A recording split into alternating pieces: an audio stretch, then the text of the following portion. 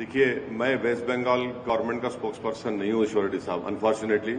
नहीं, मैं किसी गवर्नमेंट का भी स्पोक्स पर्सन नहीं हूँ। वेस्ट बंगाल की जो सरकार है उनके पास कॉम्पिटेंट लोग हैं और मुझे यकीन है कि वो कॉम्पिटेंट लोग आपके सवाल का बेहतरीन जवाब दे सकते हैं। और आपको सिर्फ एक टेलीफोन कॉल करना है उनको, आप कॉल करो, बोल देते आप। देखिए, मैं वेस्ट बंगाल गवर्नमेंट का स्पोक्स पर्सन नहीं हूँ ईश्वर रेड्डी साहब, अनफॉर्चुनेटली। नहीं, मैं किसी गवर्नमेंट का भी स्पोक्स पर्सन नहीं हूँ।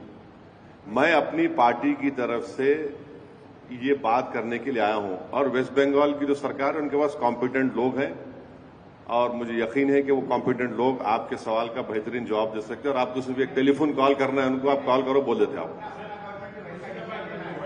हाँ हाँ हाँ,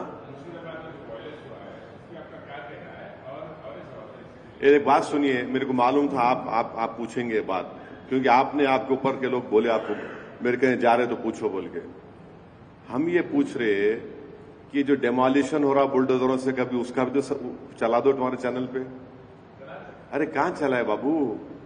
एक पूना महाराष्ट्र में एक गरीब की झोपड़ी थी, इंडिया पाकिस्तान का क्रिकेट मैच हुआ, कोई झूठा इल्जाम लगा दिए कि वो एक 14 साल का बच्चा कुछ नारा लगाया, उसको बुलडोजर लगा के तोड़ दिए। अभी उसका भी तो पूछ लो प्यारे। वायलेंस को हम कंडेम करते आए, कंडेम करते रहेंगे। मैं अभी आपको बोला कि प्रोटेस्ट होना मगर पीसफुल होना, किसी भी किस्म का वायलेंस जो होगा वो कंडेमनेबल है। वायलेंस नहीं होना चाहिए, पीसफुल प्रोटेस्ट होना चाहिए।